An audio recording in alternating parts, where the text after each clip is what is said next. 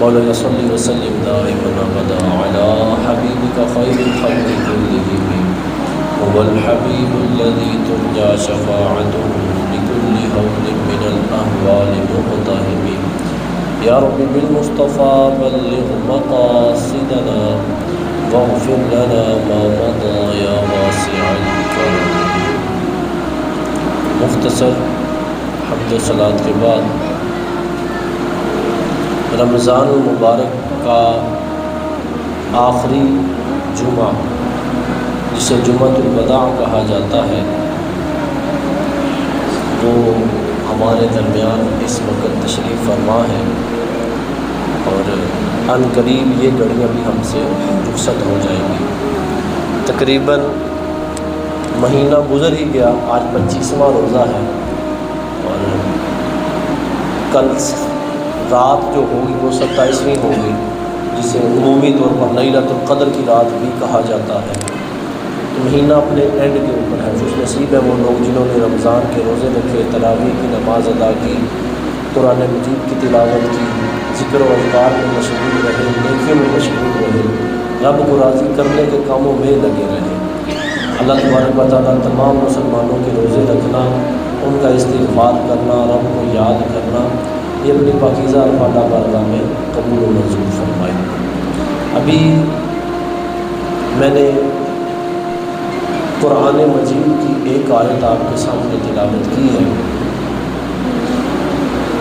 اللہ تبارک و تعالیٰ پارہ 29 سورہ مدثر کے اندر ارشاد فرماتا ہے کہ اہل جنت، آج دنیا ہے نا، دنیا کے اندر ہم ایک دوسرے سے باتیں کرتے ہیں، ہماری ڈیبیٹ ہوتی ہے، کلام کرتے ہیں، یہ دنیا میں ہم آپس میں گفتگو کر رہے ہوتے ہیں۔ اہل جنت بھی مکالمہ کریں گے، مکالمہ گفتگو کریں گے۔ ان کی ویسے تو گفتگو کئی اعتبار سے کئی لوگوں سے بھی ہوگی، لیکن جس کا یہاں پر میں تذکرہ کرنے لگا ہوں وہ اہل جنت کی جہنمیوں کے ساتھ گفتگو ہوگی۔ اب وہ گفتگو کہاں پر ہوگی، کس وقت ہوگی؟ اللہ تبارک و تعالیٰ قرآن کے اندر ارشاد فرماتا ہے فی جنات یتساءلون عن المجرمین، فرمایا جنتوں کے اندر وہ جو جنتی ہیں وہ مجرموں سے سوال کریں گے، جنت میں موجود ہوں گے اور مجرمین سے سوال کیے جائیں گے۔ حضرت عبداللہ بن مسعود رضی اللہ تعالیٰ عنہ آپ فرماتے ہیں کہ قیامت کے دن حضور صلی اللہ تعالی وسلم اور دیگر انبیاء کرام علیہ السلام یہ شفاعت کریں گے، پھر ساتھ ہی ساتھ جو فرشتے ہیں وہ بھی شفاعت کریں گے، حضرت جبریل امین علیہ السلام، دیگر فرشتے یہ شفاعت کریں گے، شہداء صدیقین یہ شفاعت کریں گے، یہاں تک کہ اللہ تبارک و تعالیٰ جتنے اہل جنت ہیں ان سب کو جنت میں داخل فرما دے گا، اور جتنے جہنم میں رہنے والے ہیں ہمیشہ کے لیے ان کو جہنم کے اندر باقی رکھ دے گا۔ میں پہلے بھی کئی مرتبہ عرض کر چکا ہوں، ابتداءً کئی ایک مسلمان یہ بھی جہنم کے اندر جائیں گے اپنے گناہوں کی وجہ سے، لیکن جو بھی کلمہ گو ہے اور ایمان سلامت لے کر گیا ہے، بالآخر اللہ تبارک و تعالیٰ اس پر اپنا فضل فرمائے گا اور اس کو جہنم سے نکال کر جنت کے اندر داخل فرما دے گا۔ یہ بھی رب تبارک و تعالیٰ کا بہت بڑا احسان ہے کہ بندہ رب کی نافرمانی کرے، اس کے باوجود رب تبارک و تعالیٰ کچھ سزا دے کر کروڑا کروڑ تو وہ ہوں گے جن کو بغیر حساب کے رب تبارک و تعالیٰ جنت میں داخل فرما دے گا، لیکن جو بڑے زیادہ گناہ گار ہوں گے ان کو بھی اللہ جل وعلا جہنم سے نکال کر بالآخر جنت کے اندر داخل فرما دے گا، جبکہ شرط یہ ہے کہ ایمان سلامت لے کر جائے۔ اچھا فرمایا کہ حضرت عبداللہ بن مسعود فرماتے ہیں کہ جب شفاعت ہو جائے گی اور سارے جنتی جنت میں چلے جائیں گے، جو مسلمان جہنم میں بھی باقی ہوں گے ان کو بھی اللہ تبارک و تعالیٰ شفاعت کے ذریعے سے اپنے فضل کے ذریعے سے جنت میں داخل فرما دے گا۔ اب یہ وہ وقت ہے جس میں جنت کے اندر سارے جنتی آ چکے اور جہنم کے اندر صرف وہ باقی ہیں جنہوں نے ہمیشہ جہنم میں رہنا ہے۔ اب کوئی مسلمان یہ جنت کے اندر باقی نہیں ہوگا، جہنم کے اندر باقی نہیں ہوگا۔ اس وقت فرماتے ہیں کہ اللہ تبارک و تعالیٰ کے حکم سے یہ بندے جو جنتی ہیں یہ جہنمیوں سے سوال کریں گے۔ کیا سوال کریں گے؟ آپس میں دنیاوی ہم بھی گفتگو کرتے ہیں، ہماری گفتگو مختلف ٹاپک کے اوپر ہوتی ہے، مختلف موضوعات ہوتے ہیں، کبھی کاروبار ہوگا، کبھی عبادت ہوگی، کبھی گھریلو معاملات ہوں گے، کبھی دنیاوی معاملات ہوں گے۔ ہم مختلف معاملات کے اوپر آپس میں گفتگو کرتے ہیں، ہمارا ایک ٹاپک بن جاتا ہے، اس کے اوپر چلنا شروع ہو جاتے ہیں۔ اب جنتیوں نے جب جہنمیوں سے کلام کرنا ہے، اس وقت ان کی گفتگو کیا ہوگی؟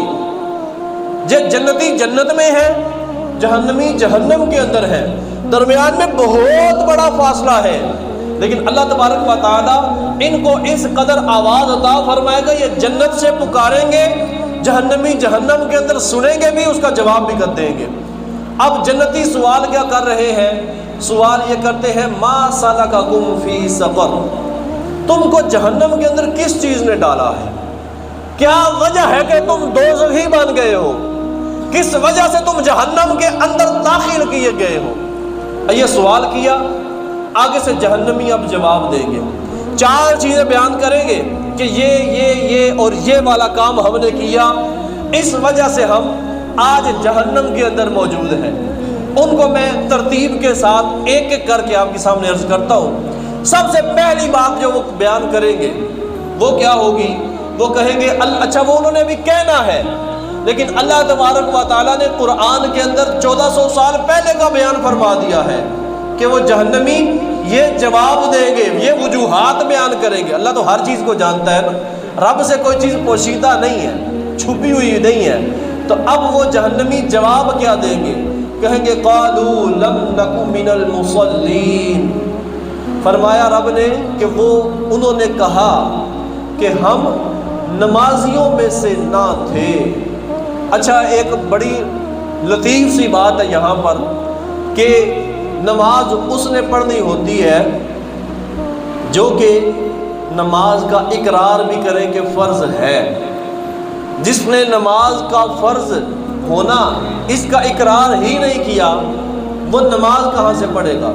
شرعی مسئلہ بھی ہے کہ اگر کوئی بندہ نماز کو کہے کہ نماز فرض نہیں ہے وہ کافر ہو جاتا ہے، اور اگر کوئی بندہ نماز کو فرض تو جانے لیکن غفلت کی وجہ سے، سستی کی وجہ سے، اپنے نفس کے چال میں آنے کی وجہ سے، شیطان کے بہکانے کی وجہ سے نماز کی طرف نہیں آتا، نماز نہیں پڑھتا، کبیرہ گناہ کر رہا ہے، جہنم کا حقدار اب بھی ہے احادیث کے مطابق، لیکن اس کو ہم یہ نہیں کہہ سکتے کہ یہ کافر ہو گیا ہے اب بھی مسلمان۔ کیوں؟ کیونکہ اس نے یہ نہیں کہا کہ میرے اوپر نماز فرض کوئی نہیں ہے، نماز مسلمانوں پر فرض نہیں ہے، یہ نہیں کہا، بلکہ یہ خود بھی مانتا ہے، خود بھی سمجھتا ہے فرض لیکن میں پڑھ نہیں رہا تو گناہ کا کام کر رہا ہوں۔ تو یہاں پر کفار یہ کہیں گے کہ ہم نمازیوں میں سے نہیں تھے۔ کفار بھی ان میں ایک تعداد ہے جو نماز کے فرض ہونے کا انکار نہیں کرے گی، بلکہ وہ کہیں گے کہ ہم نماز پڑھتے نہیں تھے۔ اب یہ دیکھ لیا جائے یہ کفار جواب دیں گے، اور مسلمان ہوتے ہوئے نماز نہ پڑھے تو پھر اس کا انجام وہ کیا ہوگا، اس کی حالت کیا ہوگی۔ حضور صلی اللہ علیہ وسلم کی حدیث پاک کیا فرمایا؟ ہمارے اور کافروں کے درمیان فرق نماز ہے۔ ہمارے اور کافروں کے درمیان فرق ہے تو نماز کا ہے، وہ نماز نہیں پڑھتے، ہم نماز ادا کرتے ہیں۔ یہ حضور نے فرق بیان کیا، حضور فرق بیان کر کے دنیا سے تشریف لے گئے۔ میں یہ دیکھوں حضور نے جو فرق بیان کیا ہے کیا میں نے اس فرق کو قائم رکھا ہے یا نہیں رکھا؟ کیا وہ فرق اب بھی ہے یا پھر میں اس فرق کو چھوڑ چکا ہوں؟ کہیں ایسا تو نہیں کہ حضور جو تفریق کر کے گئے تھے وہ تفریق ہم نے اپنے پاس سے ختم کر دی۔ حضور تو فرق بیان کر کے گئے کہ مسلمان اور کافر کے درمیان فرق ہے تو نماز کا ہے، لیکن آج کافر بھی نماز نہیں ادا کر رہا اور میں مسلمان ہو کر بھی نماز ادا نہیں کر رہا۔ حضور صلی اللہ علیہ وسلم نے جو پہچان بتائی تھی میں نے اس کو چھوڑ دیا، اگر ایسا ہے تو ہمیں ڈرنا چاہیے اور نماز کی طرف آ جانا چاہیے۔ حضور کی ایک اور حدیث مبارکہ ہے، حضور صلی اللہ علیہ وسلم نے ارشاد فرمایا جس نے جان بوجھ کر نماز کو ترک کیا، چھوڑ دیا، بلا شبہ اللہ پاک کا ذمہ اس سے بری ہے، اللہ پاک کا ذمہ اس سے اٹھ گیا۔ اب اللہ کے ذمے پر نہیں ہے وہ، اب اس کا ایمان سلامت رہتا ہے کہ نہیں رہتا یہ اس بندے کے اوپر ہے۔ اب اس بندے کے وقت حالت نزع کے وقت اس کے اوپر رحمت کی جاتی ہے کہ نہیں کی جاتی، یہ اب رب کے اوپر ہے، رب رحمت فرماتا ہے کہ نہیں فرماتا۔ اب اللہ تبارک و تعالیٰ کا ذمہ اس سے اٹھ جاتا ہے۔ اور بے نمازی جو ہوتا ہے، یہ آپ تو ماشاءاللہ جو آئے نماز پڑھتے ہیں تو آئے، اگر کوئی پکا نمازی نہیں ہے تو وہ بھی غور کر لے جو چیز ابھی میں بیان کرنے لگا ہوں۔ اور اگر ہم پکے نمازی ہیں اور ہمارے گھر کے اندر یا قرب و جوار کے اندر، رشتہ داروں کے اندر، ہمارے عزیزوں کے اندر کوئی بے نمازی ہے تو اس روایت کو سنیے گا بھی جو واقعہ میں بیان کرنے لگا ہوں، اور پھر ہمیں اس سے ڈرنا چاہیے کہ یہ معاملات کہاں سے کہاں تک چلے جاتے ہیں۔ حضرت عیسیٰ علیہ السلام آپ کے متعلق آتا ہے کہ ایک مرتبہ آپ کہیں پر جا رہے تھے، آپ کا گزر ایک پہاڑ سے ہوا، جب آپ پہاڑ کے پاس پہنچے نا تو آپ نے وہاں پر ایک شہر کو بستا ہوا دیکھا۔ وہاں پر شہر کی حالت آپ نے جو دیکھی نا، بڑا خوبصورت شہر بنا ہوا ہے، وہاں پر کھیت کھلیان بڑے بھرے ہوئے لدے ہوئے ہیں پھلوں کے ساتھ، فروٹوں کے ساتھ اور اناج کے ساتھ، لوگ رب کی عبادت کر رہے ہیں، رب کی عبادت میں اپنے آپ کو مصروف رکھا ہوا ہے، بڑا ایک اچھا ماحول ہے، نہریں بہہ رہی ہیں، باغات جو ہیں بڑے خوبصورت لگ رہے ہیں۔ حضرت عیسیٰ علیہ السلام وہاں پر رکتے ہیں، وہ لوگ حضرت عیسیٰ کی بڑی اچھی ضیافت کرتے ہیں، مہمان نوازی کرتے ہیں۔ حضرت عیسیٰ علیہ السلام وہاں سے تشریف لے جاتے ہیں۔ تقریباً 3 سال کے بعد حضرت عیسیٰ علیہ السلام دوبارہ وہاں سے گزرتے ہیں۔ اب جب وہاں سے گزرتے ہیں تو وہاں کی حالت جب دیکھتے ہیں تو وہ شہر بالکل اجڑ چکا ہوتا ہے، وہاں پر اب وہ باغ اپنی حالت میں موجود نہ تھے، وہ کھیت اپنی حالت میں موجود نہ تھے، وہ شہر کی رونق اب باقی نہ رہی، شہر ویران ہو چکا تھا، وہاں پر جو لوگ بستے تھے وہاں پر موجود نہیں تھے، شہر بالکل اجڑا ہوا نظر آ رہا تھا۔ آپ نے جب دیکھا تو رب کی بارگاہ میں سوال کیا، دعا کی، پوچھا کیا مالک و مولا اس شہر والوں کے ساتھ کیا معاملہ ہوا ہے؟ کیا ان کے اوپر کوئی جادو ہو گیا ہے، کوئی نظر بد ہو گئی ہے، یا ان لوگوں نے تیری عبادت کرنا چھوڑ دی، یا پھر کسی دشمن نے ان کو شکست دے دی ہے، ان کے ساتھ کون سا معاملہ ہوا ہے؟ اللہ تبارک و تعالیٰ جبریل امین علیہ السلام کو بھیجتا ہے۔ جبریل امین علیہ السلام آتے ہیں اور آ کر عیسیٰ علیہ السلام کو بتاتے ہیں۔ وہ کیا جواب دیتے ہیں؟ کہتے ہیں اے عیسیٰ علیہ السلام، ان کے اوپر نہ کوئی نظر بد ہوئی، نہ جادو ہوا، نہ ان کو دشمن نے آ کر شکست دی، ان کا معاملہ یہ ہے کہ یہ بڑا ہنسی خوشی رہ رہے تھے، رب کی عبادت کر رہے تھے۔ ایک مرتبہ ان کے اس شہر کے اندر ایک بے نمازی آتا ہے، ان کے تالا چشمے کے اندر وہ اپنا منہ دھوتا ہے، جب اس نے اپنا منہ دھویا تو اس کے چہرے کی نحوست اس پانی کے اندر چلی گئی، اور گھومتے گھومتے اس پورے شہر کے اندر وہ نحوست پھیل گئی۔ اس بے نمازی کی نحوست کی وجہ سے یہ سارا شہر اجڑ چکا ہے۔ اب یہ دل کو دہلانے والی بات ہے، پہلی امتوں میں ایک بے نمازی پورا شہر اجڑ گیا۔ یہ تو حضور کا کرم ہے، حضور کی عنایتیں ہیں، حضور کے صدقے ہیں ہمارے اوپر کہ ہمارے شہر کے شہر ان میں ایک گنتی کے نمازی ہوں، باقی سارے بے نمازی ہوں، لیکن اس کے باوجود دنیا کے اندر رب تبارک و تعالیٰ نے ہم سے عذاب کو اٹھایا ہوا ہے۔ دنیا کے اندر ہمارے اوپر عذاب نہیں آ رہا، لیکن یہ دنیا ہے، آخرت کا معاملہ اور ہوگا۔ جبریل علیہ السلام نے آگے سے عرض کیا، کہا کہ یہ تو دنیا کا معاملہ ہے، قیامت کے دن انہی لوگوں کے ساتھ جہنم کو بھرا جائے گا۔ اب دیکھ لیا جائے، میں صرف سستی کی وجہ سے، صرف کاہلی کی وجہ سے، صرف اپنے نفس کو اپنے اوپر حاوی کرنے کی وجہ سے نماز کی طرف نہیں آ رہا۔ اگر ایسا ہے، اور یہی ہے جو نماز نہیں پڑھ رہے، کیا ہے؟ کوئی ایسا شرعی عذر تو ہے ہی نہیں نا کسی کا بندہ نماز چھوڑے، نماز تو پڑھنی ہی پڑھنی ہے۔ اور نماز کے آپ احکام دیکھیں نا کہ نماز بندے نے پڑھنی ہے تو اس کے اوپر کیسے کیسے فرض ہے، کس کس حالت میں فرض ہے۔ بندہ حالت حضر کے اندر ہے، شہر کے اندر ہے پھر بھی نماز فرض ہے، سفر کر رہا ہے پھر بھی فرض ہے، حتیٰ کہ بندے کے ہاں، عورت کے ہاں ولادت ہو رہی ہے، ولادت کا ٹائم قریب آ چکا ہے، ابھی تک ولادت شروع نہیں ہوئی، تکلیف عورت کو ہے، اس کے باوجود بھی شریعت کا حکم ہے کہ اگر ابھی تک خون آنا شروع نہیں ہوا، نفاس آنا شروع نہیں ہوا، ابھی بچے کی ولادت نہیں ہوئی، عورت ابھی بھی نماز ادا کرے گی، یہاں تک حکم ہے۔ اور فقہ کی کتابوں کے اندر لکھا ہوا ہے کہ بندہ کہیں پر پانی میں ہو اور وہاں پر ہوتے بھی کچھ نہ کچھ اس کو لگ رہے ہو اور نماز کا وقت جا رہا ہو اور اس کو کوئی آسرا مل جائے تو پہلے نماز ادا کرے گا پھر باہر نکلے گا۔ یہ اتنے اہم مسائل نماز کے متعلق، اور ہم صرف اپنی سستی کی وجہ سے نماز کو چھوڑ دیں۔ پیارے اسلام بھائی، غور کر لینا چاہیے۔ کہیں ہم دنیا کے اندر تو اپنے آپ کو مطمئن کر لیتے ہیں کہ دکان پہ بندہ کوئی نہیں، کاروبار کر رہے ہیں، معاملات دیگر بھی ہیں، بیوی بچے کا پیٹ پال رہے ہیں، یہ چیزیں ہمارے دل کو تسکین دے سکتی ہیں، ہم اپنے دل کو مطمئن کر لیں گے، ساتھ جس نے ہمیں نماز کی دعوت دی اسے مطمئن کر لیں گے، لیکن رب کو کیا مطمئن کر سکیں گے اس چیز سے؟ وہاں پر یہ جواب تو کام نہیں آئیں گے، وہاں پر یہ جواب بالکل کام نہیں آئیں گے، وہاں پر ہمیں رب کو جواب دینا پڑے گا، لہذا نماز کی طرف آنا چاہیے۔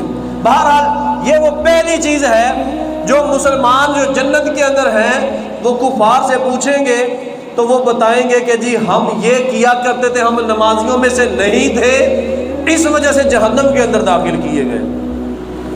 دوسری چیز جو جہنمی بیان کریں گے مسلمانوں کے پوچھنے پر کہ تم جہنم میں کیوں آئے، وہ کہیں گے وَلَمْ نَكُ نُطْعِمُ الْمِسْكِينَ، ہم مسکینوں کو کھانا نہیں کھلاتے تھے۔ آج دنیا میں ہم بھی دیکھیں مسکینوں کو کھانا کھلانا یہ مسلمانوں کا کام ہے، کیا ہم کرتے ہیں؟ جو کرنے والے ہیں وہ کرتے ہیں، ان کا انکار نہیں ہے، لیکن تعداد کتنی ہے؟ تھوڑی سی تعداد وہ ہے جو کہ یہ کرتی ہے، جو صدقہ کرتی ہے، اپنے رشتہ داروں کو دیکھتی ہے، اپنے دوستوں یاروں کو دیکھتی ہے، کون حقدار ہے اس کی مدد کرتے ہیں، مسکینوں کو کھانا کھلاتے ہیں، لیکن ایک بہت بڑی تعداد ہے جو اس طرف نہیں آتی۔ ہمیں اس چیز کی طرف غور کرنا چاہیے۔ میں غریب ہی صحیح، یار مجھ سے بھی تو کوئی غریب ہوگا، اگر بسا اوقات ایسا ہوتا ہے ہر کوئی اپنے حالات کے اوپر غور کرے نا، میں یہ سوچوں گا یار میرے حالات بڑے ٹائٹ نے، بڑا اوکھا پورا پہ ہوتا ہے، پوری نہیں بھی پہنتی، اس کے باوجود کبھی ہمیں کوئی ایسا بندہ مل جاتا ہے جس کے ہمارے سے حالات ڈاؤن ہوتے ہیں، ہم پھر بھی 100 200 500 1000 نکال کے اس کو دے دیتے ہیں۔ پہلے حالات اپنے ٹائٹ تھے پھر بھی نکال کر دے دیے، کیوں؟ کیونکہ مجھے پتہ ہے میرے ٹائٹ ہے، لیکن یار اس کے تو مجھ سے بھی ٹائٹ ہے، وہ تو میں تو 3 ٹائم کا کھا رہا ہوں، وہ تو بیچارہ 2 ٹائم کا نہیں کھا پا رہا، میں تو پھر اچھا لباس پہن کر بیٹھا ہوا ہوں، اس کے تو کپڑے بھی پھٹے ہوئے ہیں، اس کے پاس تو جوتا لینے کے لیے پیسے نہیں ہیں، تو ہم کچھ نہ کچھ بندہ بس اوقات نکال کے دے دیتا ہے۔ یہ چیز اپنے اندر ہونی چاہیے۔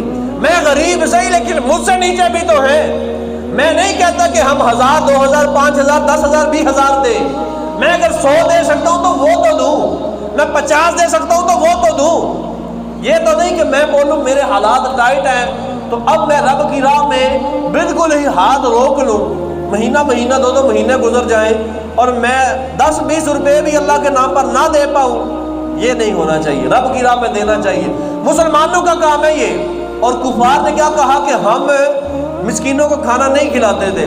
آج حالات دیکھے جائے نا تو مسلمان جو کھلاتے ہیں وہ تو کھلاتے ہیں، کفار کے اندر یہ چیز آ چکی ہے، ایک تعداد ہے کفار کی جو ویلفیئر بنا کر بیٹھے ہوئے ہیں اور وہ یہ کام کرتے ہیں، وہ لوگوں کو کھانا کھلاتے ہیں، چیریٹی کرتے ہیں، لوگوں کو کھانا کھلاتے ہیں، لیکن فرق ہے جو کفار ہیں وہ اگر یہ کام کر بھی رہے ہیں ان کا آخرت کے اندر حصہ کوئی نہیں ہے، دنیا کے اندر ہے تو دنیا کے اندر ان کو ان کا حصہ دے دیا جائے گا، اس کے بدلے میں ان کو نعمتیں مل جائیں گی، آخرت کے اندر حصہ نہیں ہوگا۔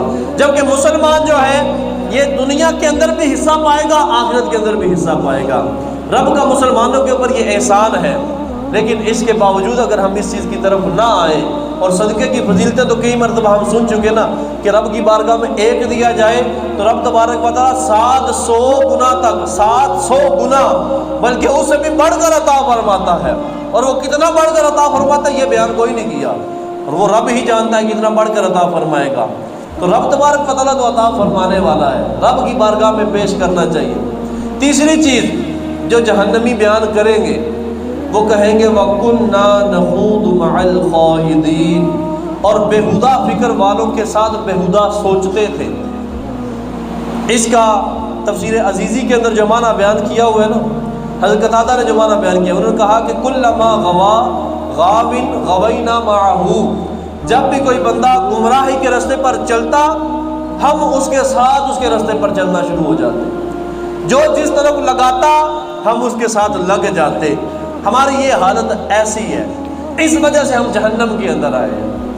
آج ہم اپنی حالت کو دیکھیں، کہیں یہ تو نہیں اس نے یہ بات کی تو مجھے کہا ہاں جی ایسی گل تو سمجھ آمدی ہے بھی، اس نے بات بیان کی تو کہا ہاں جی ایسی گل تو سمجھ آمدی ہے بھی. شریعت کیا کہتی ہے وہ سمجھ نہ آئے، یہ جو بات بیان کرے وہ سمجھ میں آئے، وہ جو بات بیان کرے وہ سمجھ میں آئے. شریعت کہتی ہے، میں موٹی موٹی ایک دو مثال آپ کے سامنے رکھتا ہوں. حضور نے معراج کی ہے، یہ باقاعدہ قرآن کے اندر بھی موجود ہے، احادیث کے اندر بھی ہے. مجھے یہ تو سمجھ نہ آئے، لیکن اس کی جب فاسد تفصیلیں اور تفسیریں یہ آج کے لوگ یہ سوشل میڈیا پر بیٹھ کے کرے کہ جی وہ معراج اس طریقے سے تھی، اس طریقے سے تھی، وہ خواب کے اندر تھی، ہم ان کی تعبیروں کو مان لیں، ہم جو حدیث کے اندر آیا اس کو چھوڑ دیں. آج باقاعدہ احادیث کے اندر تو موجود ہے کہ یاجوج ماجوج آئیں گے، دجال آئے گا. آج کا نیا جو نوجوان ہے وہ قرآن کو پسے پشت ڈال کر، احادیث کو پسے پشت ڈال کر وہ اس کے مختلف ہیلے اور بہانے بیان کرنا شروع کر دے. سوشل میڈیا پر بیٹھ کر کہ دجال سے مراد جی یہ ہے، اور جو یاجوج ماجوج ہے اس سے مراد یہ چیز لی جاتی ہے. کوئی ہیلی کاپٹر کو جہاز کو کہتا ہے کہ جی یہ فوج جو ہوگی یہ یاجوج ماجوج ہوگی. کوئی کسی ایک تکنیک کو جو آج دنیا کے اندر پائی جاتی ہیں ان کو کہہ رہا ہوتا ہے کہ یہ یاجوج ماجوج سے یہ چیز مراد ہے، وہ چیز مراد ہے. معاذ اللہ کیا حضور کا کلام جھوٹا ہے؟ حضور کا کلام تو جھوٹا نہیں ہو سکتا. تو پتہ کیا چلا، یہ جو اپنے پاس فاسد تعبیریں کر رہے ہیں نا، جو نہ قرآن کے اندر آئی، نہ حدیث کے اندر آئی، نہ پہلے کسی صحابی نے بیان کی، نہ کابرین نے بیان کی. ایک نیا بندہ کھڑا ہو اور مجھے یہ سمجھ آتا ہے کہہ کے بیان کرنا شروع کرے اور ہم کہیں ہاں جی گل تو سمجھ بھی آمدی، آج کل تو بڑا لیٹسٹ زمانہ ہے، ہونا تو اینج ہی ہوئے گا. یہ نہیں ہے، ہونا اینج نہیں ہوئے گا، ہونا وہ ہوگا جو قرآن و حدیث کے اندر بیان کیا گیا ہے. یہ تین چیزیں ہو گئی. چوتھی چیز جو انہوں نے بیان کی، انہوں نے کہا وَكُنَّا نُكَذِّبُ بِيَوْمِ الدِّينِ، ہم انصاف کے دن کو جھٹلاتے تھے. جو قیامت کا دن ہے ہم اس کا انکار کرتے تھے. اللہ کا احسان ہے مسلمان کوئی قیامت کے دن کا انکار نہیں کرتا. کوئی قیامت کے دن کا انکار کرے تو ویسے ہی کافر ہو جائے. انکار نہیں کرتے، لیکن تھوڑی سی دل کے اندر تڑپ رکھنی چاہیے. انکار نہیں کرتے، مانتے تو ہیں نا کہ مرنا ہے اور قیامت آئے گی، وہاں پر حاضر ہونا ہے، تو اس کی کچھ نہ کچھ تیاری بھی کی جائے. تو اس چیز کی طرف ضرور آنا چاہیے. یہ رمضان کا مہینہ ہمارے پاس سے جا رہا ہے. یہ رمضان کا مہینہ آیا ہم نمازی بن گئے، رمضان کا مہینہ آیا ہم روزے دار بن گئے، رمضان کا مہینہ جا رہا ہے. اب ہم نمازی رہیں گے یا نہیں رہیں گے؟ اب ہم بعد میں کوئی نفلی روزہ سال میں کوئی ایک بھی رکھیں گے کہ نہیں رکھیں گے؟ اس چیز کی طرف غور کرنا چاہیے. کہیں ایسا تو نہیں کہ رمضان آیا تو ہم آئے، رمضان گیا تو اب ہمارا قرآن بھی دوبارہ الماری کے اندر چلا جائے گا، پھر ہم اگلے رمضان میں کھولیں گے. میں نے ایک خاکہ سا بنا ہوا تھا، وہ اگرچہ فرضی خاکہ تھا لیکن دل کو جھنجھوڑنے والا تھا. وہ بندہ تھا نا ایک، تو وہ اس کے ایک دم سے رمضان کا مہینہ تھا، پیسے گم ہو گئے. اس نے عید کی شاپنگ ابھی کرنی تھی، پیسے گم ہو گئے نا، بڑا ڈھونڈا، پیسے نہیں ملے، بڑا پریشان ہو گیا کہ 25-30 ہزار روپے تھے، میں نے گھر والوں کے لیے عید کی شاپنگ کرنی تھی، مہینے کا خرچ بھی اسی میں تھا، اب کیا کروں؟ کسی سے قرض لیا، ڈھونڈتا رہا، نہیں ملے. جس کو قرض واپس کرنا تھا قرض واپس بھی نہیں کر پایا. کیوں؟ سیلری تھوڑی ہے، کیسے کرے؟ 5-5 ہزار کر کے بھی نہیں دے پا رہا تھا کہ دے کے تو کام ختم کروں. اگلا جب رمضان آتا ہے دوبارہ قرآن کو کھولتا ہے نا، اس قرآن کے اندر اس کے پیسے گرے ہوئے ہوتے ہیں. سال کے بعد اس کو پیسے ملتے ہیں. کیوں؟ وہ پچھلے سال جب وہ اعلان ہوا تھا نا کہ مبارک ہو عید الفطر کا چاند نظر آ گیا ہے، ایک دم سے اٹھا تو جیب سے پیسے گرے، قرآن بند کیا، دوبارہ کھولنا ہی نہیں. سال کے بعد قرآن کو کھولا تو اب نظر آیا کہ میرے پیسے تو 30 ہزار اس میں پڑے ہوئے ہیں. کہیں ہمارے ساتھ بھی یہ معاملہ نہ ہو، کہیں ایسا نہ ہو کہ ہمارے بچے یہ اپنی کوئی چیز چھپانی ہو نا دوسرے بچے سے، تو تو وہ قرآن کے اندر چھپائیں کہ جی اس کو کون سا کوئی کھولتا ہے، اے تو پھڑی نہیں جانی، باقی کوئی چیز ہوئے تو نظر پہ جانی ہے۔ قرآن کے اندر اپنے پیسے چھپا کے رکھ دوں گا تو کوئی بھی نہیں پکڑ پائے گا۔ چھپانے کے لیے قرآن کو کوئی استعمال نہ کرے، پڑھنے کے لیے استعمال کیا جائے، اس چیز کی طرف آنا چاہیے۔ کل کی رات جو ہوگی 27ویں رات ہوگی، اور ایک تعداد ہے علماء کی، اکثر علماء یہی کہتے ہیں کہ 27ویں رات جو ہوتی ہے یہ لیلۃ القدر کی رات ہوتی ہے، بڑی عظیم رات ہے۔ ایک رات میں عبادت کرے تو 1000 راتوں سے افضل، برابر نہیں، افضل یہ رات اللہ تبارک و تعالیٰ نے ہمیں عطا فرمائی ہے حضور کے صدقے میں۔ حضور غمگین ہو گئے تھے، جو پچھلی امتیں ہیں نا، جب ان کی عمروں کو دیکھا اور ان کی عبادتیں بھی تھیں، اور حضور نے اپنی امت کے بارے میں سوچا کہ ان کی تو عمریں ہی پوری سی ہیں اور یہ ساری عمر بھی عبادت کرے تو پھر بھی ان کی عبادت تک نہیں پہنچ پاتے، تو حضور غمگین ہو گئے۔ جب غمگین ہو گئے نا تو اللہ تبارک و تعالیٰ نے جبریل امین کو یہ صورت دے کر بھیجا، تو اللہ نے یہ صورت عطا فرمائی، انا انزلناہ فی لیلۃ القدر وما ادراک ما لیلۃ القدر لیلۃ القدر خیر من الف شہر۔ لیلۃ القدر یہ 1000 مہینوں سے بہتر ہے، برابر بھی نہیں ہے۔ 1000 مہینے کو چھوٹی بات نہیں ہوتی۔ اس رات کو ضائع نہ کیا جائے، اس رات کے اندر عبادت کی جائے رب کی، ساری رات کوشش کرے کہ جاگ کر رہے، قرآن پڑھے، نوافل پڑھے، صلاۃ و تسبیح پڑھے، اور کوشش کرے، میں دعوت دیتا ہوں اپنی اپنی مساجد، یہ بھی مسجد کھلی ہوئی ہے، یہاں پر آئے، فیضان مدینہ محلہ آرام باغ میں، وہاں پر معتکفین بھی پہلے سے 150 کے قریب معتکف موجود ہیں، اور معتکفین کے ساتھ ساتھ وہاں پر دیگر لوگ بھی جاتے ہیں۔ اس رات کو گزارنے کے لیے وہاں پر جائیں، اللہ نے چاہا تو آپ کو ایک الگ سے سرور بھی محسوس ہوگا۔ اللہ تبارک و تعالیٰ توفیق عمل سے نوازے، آمین بجاہ نبی امین و صلی اللہ علیہ وسلم۔